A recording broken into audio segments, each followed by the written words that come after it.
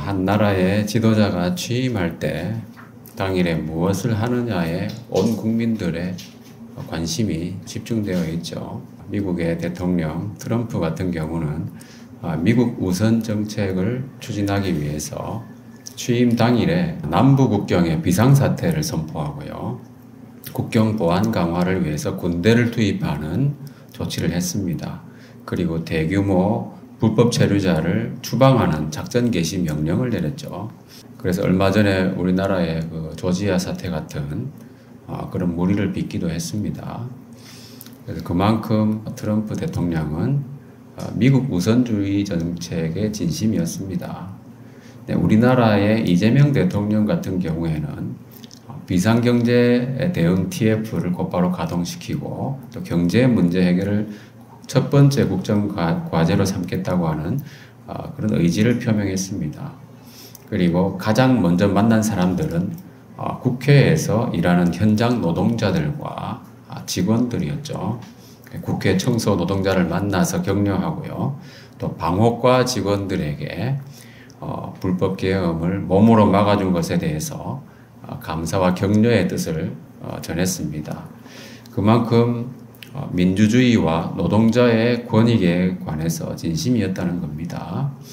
이처럼 지도자가 취임하자마자 가장 먼저 한 일들을 보면은 그 사람이 무엇에 정말 관심이 있는지를 알 수가 있습니다. 그래서 오늘 본문의 말씀에 유다왕 히스기야가 나오는데요.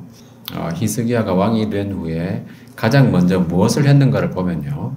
첫째 해 첫째 달에 여호와의 전 문들을 열고 수리했다 그랬습니다. 자, 문들을 열었다. 그동안 문들이 닫혀 있었죠. 아하스가 히스기야 바로 전임 왕이었죠. 히스기야의 아버지. 그래서 부왕 아하스가 하나님의 전에 기구들을 부수고 그 문들을 다 닫아버렸습니다. 여호와의 전 문들이라고 하는 것은 단순한 문이 아니잖아요. 하나님께 나아가는 문이에요. 그러니까 믿음으로 하나님께 은혜를 구하는 통로라고 할 수 있습니다.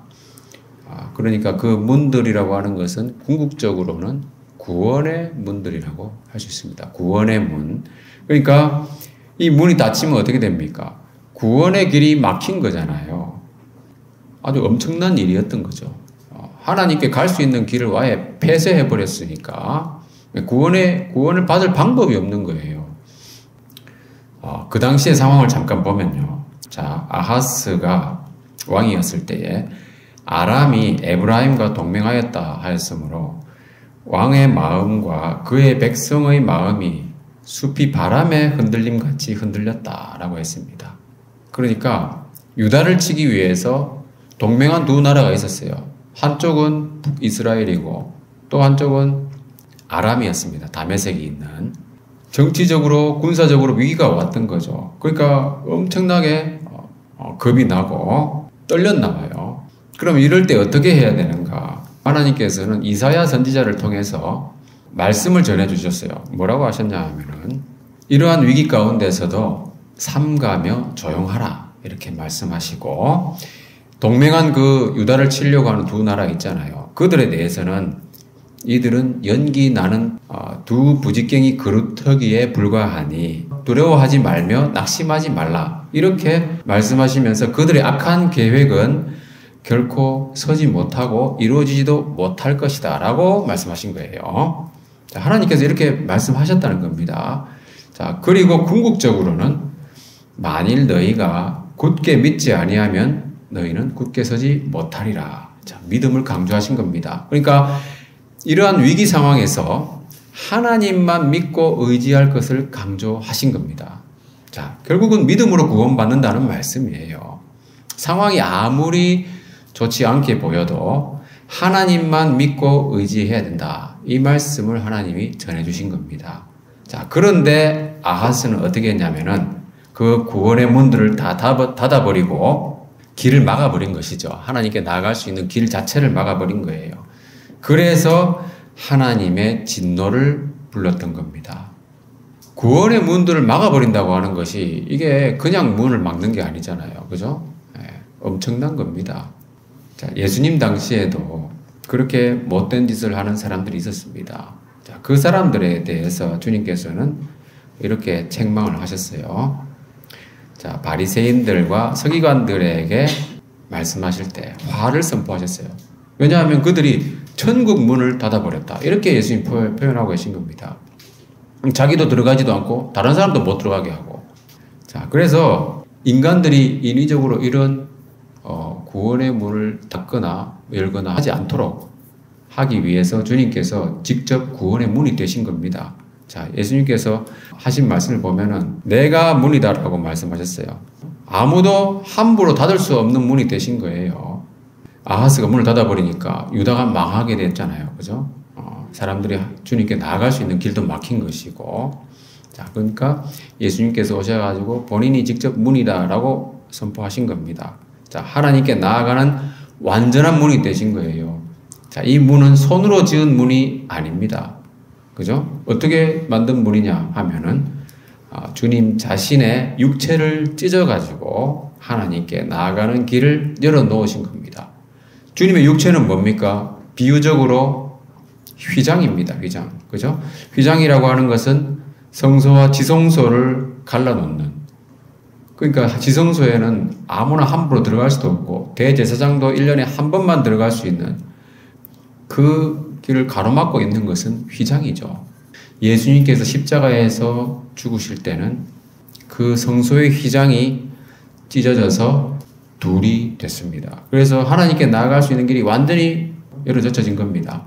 그래서 우리는 참 마음과 온전한 믿음으로 하나님께 나아갈 수가 있다는 겁니다. 그러니까 예수님께서 문이 되셨다고 하는 말은, 그죠? 예수님의 이름으로 우리가 언제든지 하나님께 나아갈 수 있다는 거예요. 정말 이건 특권입니다, 여러분. 이 문이 얼마나 귀한 건가 생각해 보세요. 자기 몸을 찢어가지고 주님께서는 우리가 하나님께 나아갈 수 있는 길을 터주신 거죠. 성소휘장을 찢어버렸잖아요.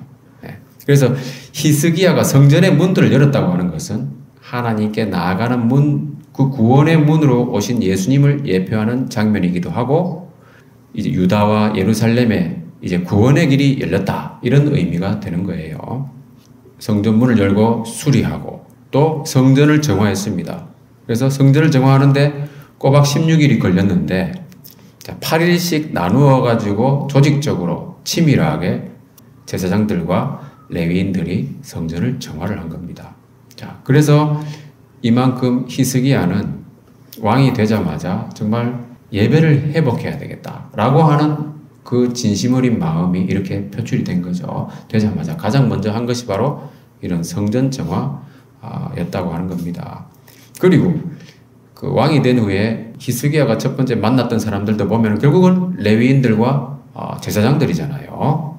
자, 그래서 이 사람들을 불러가지고 성전을 성결하게 하는 역할들을 당부를 한 겁니다. 연설을 하면서. 그러니까 히스기야 왕의 마음에는 하나님께 대한 예배를 회복해야 되겠다. 그 마음이 온통 가득 차 있었던 거예요. 왜 그랬냐 하면은 유다 왕국이 국제적인 정치적인 문제들 때문에 상당히 어려움을 겪고 있었습니다. 두려움과 놀람과 비웃음거리가 되어 있는 상태였어요. 대부분의 성읍들이 노략을 당하고 황폐해지고 사람들이 칼에 죽고 사로잡혀가고 나라가 망하기 일보 직전까지 갔던 거죠. 그 이유가 무엇이었는가?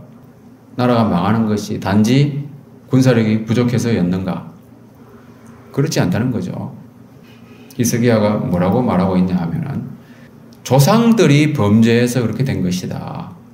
조상들이 범죄했기 때문에 여호와께서 진노하시고 내버리셔서 그런 것이다. 이로 말미암아 우리 조상들이 칼에 엎드러졌고 우리 자녀와 아내들이 사로잡혔다라고 진단하고 있는 거예요. 그러니까 이런 위기, 유다가 황폐해지고 사람들이 칼에 죽고 사로잡혀가고 하는 이런 엄청난 재앙의 원인이 근본적으로는 하나님을 등지고 버렸기 때문이다라고 하는 것을 분명히 이야기하고 있습니다. 그래서 그 맹렬한 노를 떠나게 하려면 예배를 회복하는 길밖에 없다는 거예요. 예배를. 그래서 생사화복을 주관하시는 하나님과의 화목이 우선이라고 하는 거.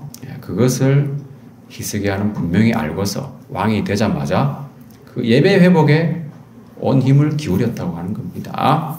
자, 그래서 맹렬한 노를 떠나게 하려면 하나님과의 화목이 우선이라고 했습니다. 히스기야 왕이 가장 먼저 한 일은 뭐였습니까? 구원의 문을 열고 성전을 정화하는 작업을 했습니다. 그리고 그 일을 하는 사람들을 만났죠. 그만큼 그는 여호와 하나님께 드리는 예배 회복의 진심이었다는 겁니다. 유다와 예루살렘이 망하기 직전까지 가고 수치와 능욕을 당하고 있는 근본 원인이 바로 생사 화복을 주관하시는 하나님을 버렸기 때문이라고 하는 것을 분명히 말하고 있습니다. 자, 그래서 예배 회복을 위해서 제사장들과 레위 사람들을 불러서 명령을 하고 있죠. 너희는 성결하게 하고 하나님 여호와의 전을 성결하게 하라. 성전을 정화하기 위해서는 거기서 일하는 사람의 몸과 마음이 먼저 성결해야 된다라고 하는 겁니다. 진정한 개혁은 내면으로부터 나오는 것이죠. 겉모양만 번지르하면 안 되는 겁니다. 그래서 예수님께서 당시의 종교 지도자들을 책망하신 것들을 보면은 겉과 속이 다르다는 말씀을 주로 하고 계십니다. 예배를 회복하기 위해서 제사장들과 레위 사람들이 먼저 자신을 성결하게 하고 그 다음에 성전을 성결하게 하고 이 순서가 지극히 당연하다는 거예요. 자, 우리도 매주일 예배를 드리고 있잖아요. 어떻습니까? 여러분 예배 오실 때 우리 마음가짐 자신을 성결하게 하고 있습니까? 예배를 여러분 가볍게 여기시면 안 됩니다. 우리가 사도신경에 고백하는 바 중요한 한 가지 구절이 있잖아요. 거룩한 공교회라고 하잖아요. 그죠? 대중 예배는 상당히 중요한 겁니다. 함께하는 예배, 정말 이 가운데 주님께서 함께 계신다는 거예요. 그러니까 마음가짐을 바르게 하고 몸가짐도 바르게 하고 그래야 되는 거예요. 성결하게 해야 되는 거예요. 자신을 성결하게 하는 과정이 반드시 있어야 된다. 우리가 자신을 성결하게 하려면 어떻게 해야 되겠습니까? 외모를 가다듬기 위해서 우리가 거울을 보잖아요. 마음의 거울도 봐야 된다는 겁니다. 자, 마음의 거울이 뭘까요? 마음의 거울. 다 같이 읽어보겠습니다. 시작.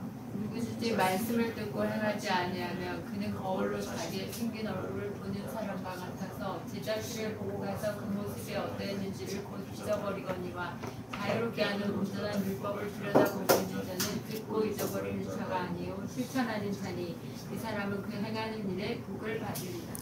이 말씀에 보면은 말씀을 거울에 비유하고 있잖아요. 그 저희 아파트가 참 오래된 건물이지만은 그래도 오르내릴 그 계단에 거울이 큼지막하게 깨끗하게 3개가 부착되어 있습니다. 그래서 내려가는 방향으로 큰 거울이 2개가 있고 또 올라오는 방향으로도 큰 거울이 또 하나 있습니다. 외출할 때 자기 몸가짐을 한번 보라고, 그죠? 2개씩이나 설치되어 있는 거예요. 하나 놓치면은 다시 올라갈 필요 없다는 거예요. 그죠? 예. 내려오면서 하나 더 있으니까 그것까지 보면 되는 거예요.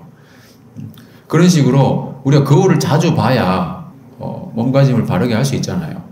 그죠? 여러분들 만약에 앞에다가 이렇게 딱 거울 딱 해놓으면은 예배 드리는 자세 같은 거, 앉아있는 자세라든지 자기 자세가 보일 거 아닙니까? 그죠? 뭐 어떤 분은 다리를 계속 떨고 있는 그런 경우도 다 보입니다. 예배, 거울로 해놓으면은 다 자기 모습을 볼 수 있다는 거예요. 그죠?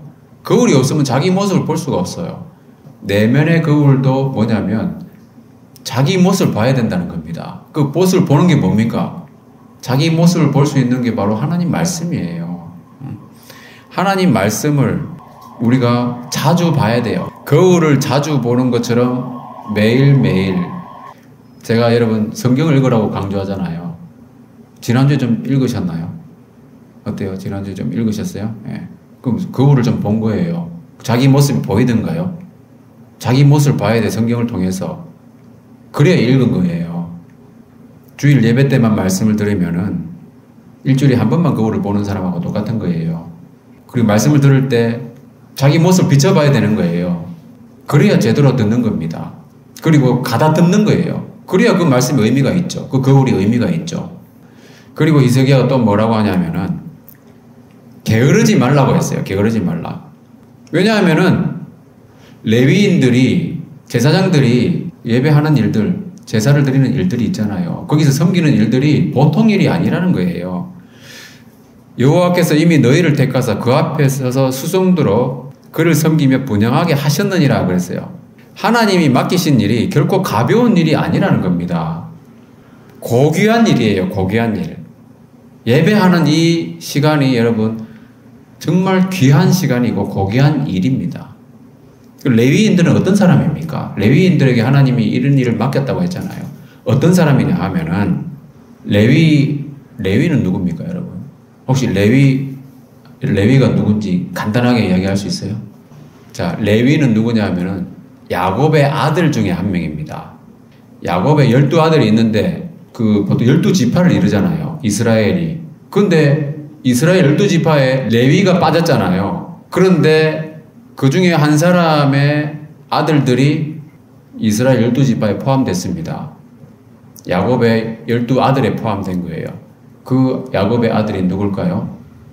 요셉입니다. 요셉의 아들이 므낫세와 에브라임이 있는데 그 두 아들이 야곱의 아들이 된 거예요. 자, 그러니까 뭐냐면 레위는 12지파에서 빠졌다는 겁니다. 왜 빠졌냐 하면은 자, 이 말씀을 다 같이 읽어보겠습니다. 시작.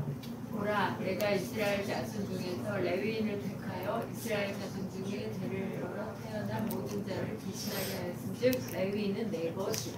자, 이 말씀 여러분 레위인이 어떤 의미인가를 좀 잘 생각해 봐야 됩니다. 왜냐하면 우리가 이 시대의 레위인이라고 이야기하잖아요. 그잖아요. 이 시대의 레위인, 왕 같은 제사장 이런 얘기를 합니다. 종종. 여러분 레위인이 어떤 의미인지 좀 알아야 됩니다. 왜냐하면은 이게 정말 중요한 겁니다. 우리가 교회에서 섬기고 뭐 하는 일들이 있잖아요. 전부 원래 레위인들이 하던 일이에요. 레위인들이 율법에. 레위인들 아닌 사람들은 성물을 만지면 안 됩니다. 만지면 죽게 돼 있어요. 자, 여러분 레위인은 뭐냐면은 하나님께서 애굽을 치실 때에 모든 장자를 치셨잖아요. 6월절에 애굽 땅에 있는 모든 장자를 치실 때 이스라엘은 보존하셨어요. 왜냐하면 어린 양의 피 때문에 이스라엘은 살아난 거예요. 그죠? 그런데 하나님이 그냥 넘어가지 않는 거예요. 너희들 살려줬지 않느냐? 너희들은 다 내 것이다. 이렇게 말씀하실 수 있잖아요. 그죠? 원래 그게 맞는 겁니다. 다 살려주셨으니까. 그러나 10분의 1만 가져와라 하신 거예요. 그게 11조의 개념입니다. 여러분. 그러니까 이스라엘 여러 지파들이 있잖아요. 레위인들은 내 것이다 라고 레위인들을 가져와라 이렇게 된 겁니다. 그래서 레위인들을 하나님께서는 자기 것으로 삼으셔가지고 섬기게 하신 거예요. 다 가져올 수도 있지만은 레위인들만 따로 떼가지고. 그래서 레위인들은 뭐냐면 다른 말로 하면은 하나님께 드려진 사람들인 겁니다. 하나님의 것인 겁니다. 다르게 말하면은 하나님께 바쳐진 사람들이에요. 이해가 됩니까? 말이? 또 하나님께 바쳐졌다는 말은 뭐냐면 죽은 사람들이라는 뜻이에요. 왜냐하면 애굽을 치실 때 다 죽이셨잖아요. 그죠? 다 죽이시는 가운데 이스라엘만 살렸으니까 이스라엘 전체가 하나님의 것이잖아요. 다 죽은 거나 마찬가지라는 겁니다. 근데 그 중에 레위인만 가져와라 했기 때문에 레위인들은 정말로 하나님께 바쳐진 사람들, 죽은 자나 다름없는, 없는 거나 마찬가지라는 거예요. 그런 의미입니다. 그러니까 레위인들은 무조건 하나님 섬기는 일만 하도록 되어 있는 거예요. 이 세상에서 살아갈 때 우리가 여러 가지 자기 하고 싶은 것들 하고 욕심대로 많이 살아가잖아요. 그죠? 레위인들은 그렇게 하면 안 된다는 겁니다. 레위인들의 직무는 아이돌 가수가 되고 싶다 이런 걸 하면 안 된다는 거예요. 그 사람들의 직무는 오로지 하나님을 섬기는 그 일만 하도록 되어 있는 거예요. 왜냐하면 죽은 사람들이기 때문에 그런 겁니다. 우리가 하나님을 섬긴다고 하는 것은 뭐냐면 나는 죽었다는 겁니다. 내가 하고 싶은 거 못하는 거예요. 주일에 놀러 가고 싶잖아요. 못 가는 거예요. 왜? 나는 죽었기 때문에. 그런 의미입니다. 그래서 레위인의 개념이 중요하다는 거예요. 태를 열어 태어난 모든 자를 대신하게 했다. 그래서 레위인은 나의 것이다. 이렇게 말씀하시는 겁니다. 그래서 이 시대에 우리 그리스도인이 바로 레위인이라고 하는 것이 바로 이런 거예요. 우리가 죽었기 때문에 우리는 이제 하나님을 향하여 살아난 사람들이라는 겁니다. 다 같이 읽어보겠습니다. 시작. 이와 같이 너희도 너희 자신을 죄에 대하여는 죽은 자여 예수 안에서 하나님께 대하여 살아있는 자로 여기시리라. 그래서 세상과 죄에 대해서는 우리는 스스로를 죽은 자로 여겨야 되는 거예요. 그리고 그리스도 예수 안에서 하나님께 대해서 살아있는 자입니다. 그러니까 하나님을 섬기는 삶을 살아야 된다는 거예요. 예수님 믿는다는 게 그 단순한 그냥 예수님 믿으면서 내 하고 싶은 거 다 한다. 이게 절대 아닙니다, 여러분. 레위인으로 살아야 되는 거예요. 왜냐하면은 자, 이 말씀도 한번 보겠습니다. 이 말씀도 아주 중요하니까 한번 읽어보겠습니다. 시작. 이와 같이 너희는 성소의 직무와 제단의 직무를 다 알아. 그리하면 여호와의 직무가 다시는 이스라엘 자손에게 미치지 아니하리라. 자, 레위 사람들의 직무는 뭐냐면은 성전에서 섬기는 겁니다. 그것은 하나님의 진노를 막는 막중한 임무라는 겁니다. 그러니까 게으르지 말라는 겁니다. 레위 사람들아, 이제는 게으르지 말라. 지금까지 그렇지 못했기 때문에 재앙이 임했다는 거예요.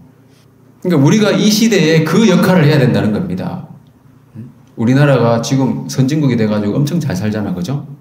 많은 나라에서 부러워하고 있습니다. 저는 솔직히 지금은 다른 어느 나라도 부럽지 않아요. 어릴 때는 미국이 부럽고, 뭐, 영국이 부럽고, 노르웨이가 부럽고, 핀란드도 부럽고, 유럽에 뭐 많은 나라들이 다 부러웠어요. 지금은 하나도 부럽지 않아요. 그만큼 우리나라가 지금은 잘 산다는 겁니다. 그런데 여러분, 우리나라가 6.25 대참사를 맞이했었잖아요. 그죠? 6.25 전쟁의 원인들을 어떤 분들은 어떻게 분석하는 줄 아세요? 6.25 전쟁의 원인을 신사참배였다고 분석하는 분들이 있습니다. 교회가 일제강점기 시대 때 엄청 부흥했어요. 그러나 신사참배를 했기 때문에 전쟁이라고 하는 그 동족 상잔이라고 하는 비극이 있었다라고 보는 견해도 있습니다, 여러분. 100% 동의하는 건 아니지만은 어느 정도 일리가 있다고 봅니다. 그 이후에 회개하고 정말 하나님을 붙들었어요. 그래가지고 우리나라가 60년대, 70년대, 80년대 엄청난 고도 성장을 이루어냈잖아요. 결코 여러분 이게 기적이라고 하는 것이 그냥 만들어지지 않습니다, 여러분. 레위인들은 게을러서는 안 되는 것이고 레위인들이 우상숭배를 해서는 안 되는 거예요. 세상과 타협해서는 안 된다는 겁니다. 그래서 우리도 예배를 가볍게 여기면 안 되는 거예요. 정말 하나님 앞에서 신실한 마음으로 몸과 마음을 성결하게 하고 예배를 중요하게 여겨야 되는 거예요. 무겁게. 그렇지 않으면 우리 주변에 재앙이 임할 수도 있습니다, 여러분. 재앙이 여호와의 진노가 다시는 이스라엘 자손에게 미치지 아니하리라. 그렇게 하기 위해서는 레위인이 똑바로 살아야 된다는 겁니다. 그래서 제사장들과 레위 사람들은 왕이 아주 무겁게, 그죠? 게으르지 말라. 그죠? 성결하게 하라. 이런 이야기 했잖아요. 그러니까 레위인들이 왕의 명령대로 자신을 성결하게 하고 여호와의 전을 깨끗하게 했습니다. 우리도 이제 레위인이니까 사도 바울도 이렇게 얘기하잖아요. 부지런하여 게으르지 말고 열심을 품고 주를 섬기라. 사도 바울도 이렇게 강조하고 있는 겁니다. 레위인들이 성결하게 하고 여호와의 전을 성결하게 했습니다. 자, 여기 보면은 왕이 여호와의 말씀대로 명령한 것이다 라는 표현이 있잖아요. 그죠? 그러니까 이게 있잖아요. 히스기야가 그 하나님 말씀의 권위를 가지고 명령한 거예요. 우리가 그것을 기억해야 됩니다. 이것이 제가 물론 말씀을 전하지만은 이것이 여러분 저의 개인의 말이다라고 생각하면 안 됩니다, 여러분. 그래가지고 절대 여러분 믿음이 발전하지 못해요. 저 목사의 말이다. 저 목사의 설교다. 이렇게 생각하시면 안 됩니다. 여호와의 말씀으로 명령한 것이다. 이렇게 받아들여야 돼요.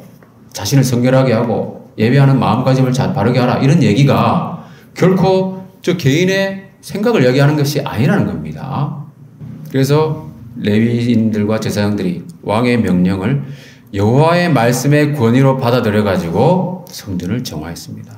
그 사람들이 하나님께서 맡겨주신 그 직분들을 행할 때 어떤 생각을 가졌겠습니까? 뭔가 자기 정체성을 느끼면서 기쁘게 하지 않았겠습니까? 저 뒤에 보면은 그런 얘기 나와요. 정말 기뻤다고 하는 표현들이 나오거든요. 오늘 본문에는 안 나오지만. 자기 정체성에 맞는 일들을 제대로 해야 정말 진짜 기쁨이 있는 거예요. 자, 그래서 정리하자면 그렇습니다. 제사장들과 레위 사람들에게 주어진 명령입니다. 자신을 성결하게 하고 여호와의 전을 성결하게 하라라고 했습니다. 그리고 게으르지 말라고 했습니다. 왜냐하면 여호와께서 맡기신 이 거룩한 직분이라고 하는 거 반드시 기억해야 되기 때문입니다. 그래서 하나님께 바쳐진 이 시대의 레위인으로서 이 명령은 우리에게 주어진 명령이다 하는 것을 우리가 그렇게 받아들일 필요가 있다는 겁니다. 자, 여러분, 게으른 사람들의 특징이 뭡니까? 게으른 자의 특징은 보통 말만 하고 행동을 잘 안 하잖아요. 그래서 주로 뭐냐면 게으른 사람들은 앉아 있습니다. 그죠? 근데 오늘 본문의 레위 사람들을 보면은 일어났다는 표현이 나와요. 자, 여기 보면은 모두 14명의 명단이 기록되어 있습니다. 레위 사람들이 다 일어나가지고 성전을 정결하게 했다. 이렇게 표현해도 되는데, 그죠? 굳이 명단을 넣었습니다, 여러분. 일어난 사람들이 그만큼 존귀한 사람들인 겁니다. 성전을 정결하게 해야 되겠다. 마음을 먹고 탁 일어나가지고 섬기러 가는 거예요. 자기 자신을 정결하게 하고. 그런 사람들이 정말 귀하다는 거예요. 하나님 눈에는. 그리고 여기 보면은 개인의 명단뿐 아니라 제가 파란색으로 해놨잖아요. 어떤 가문의 자손들인지 상세하게 기록되어 있습니다. 그 가문의 정통성을 부각시키고 있는 거예요. 그러니까 뭐냐면 성전을 위한 사역이 얼마나 영광스러운 것인가를 나타내주고 있는 겁니다. 가문의 정통성 부각시키는 이유는 뭐겠습니까? 이것이야말로 진짜 가문의 영광이라는 겁니다. 그죠? 우리가 일반적으로 가문의 영광이라고 하면은 보통 어떨 때 그런 얘기 씁니까? 출세를 하거나 성공해가지고 뭐 돈을 많이 벌거나 그럼 야, 저 사람은 정말 가문의 영광이다. 그러잖아요. 그죠? 그러나 영적으로는 그렇지 않습니다. 자, 여러분, 사도 바울을 보면은, 자, 인간적인 면으로 봤을 때는 사도 바울이라고 하는 이 사람은요, 모든 면에서 거의 뭐 완벽한 사람이었어요. 부족한 게 없었어요. 출신도 그렇고, 능력도 그렇고, 자질도 그렇고, 이 사람은 탁월한 사람이었습니다. 세상적으로 얼마든지 출세하고 성공할 수 있는 사람이었어요. 그렇지만, 자, 이 말씀을 다 같이 읽어보겠습니다. 시작.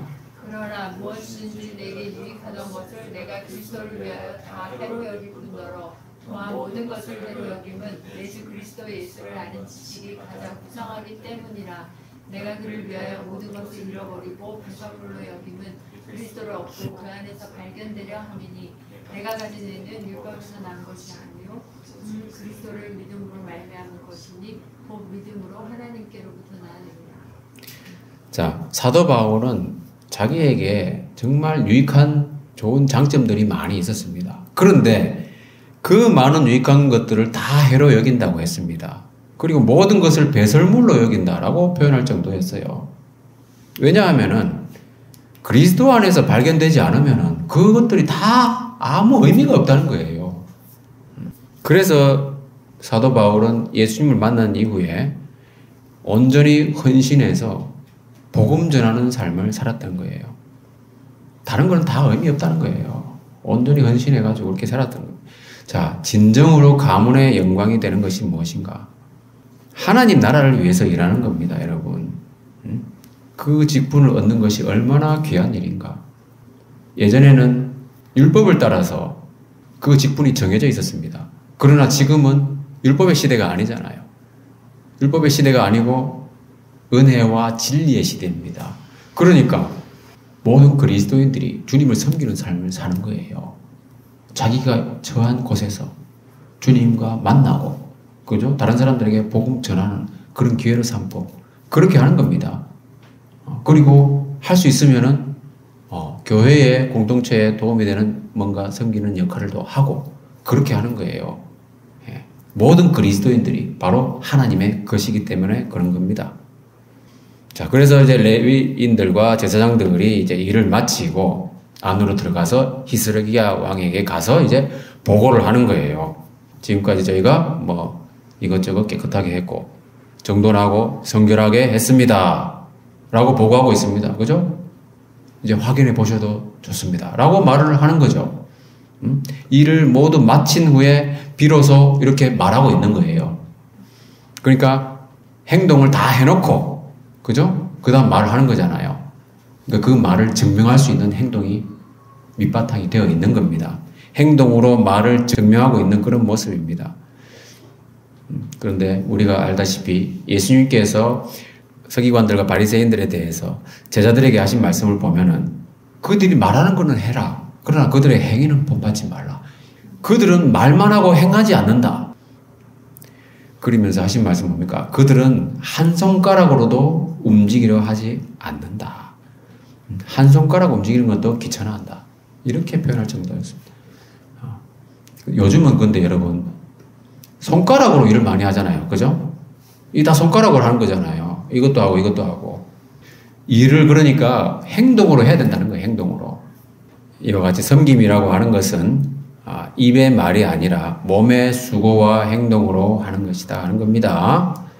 자, 그래서 레위 사람들이 일어났다고 그랬습니다. 일어나가지고 성전을 정결하게 했고요.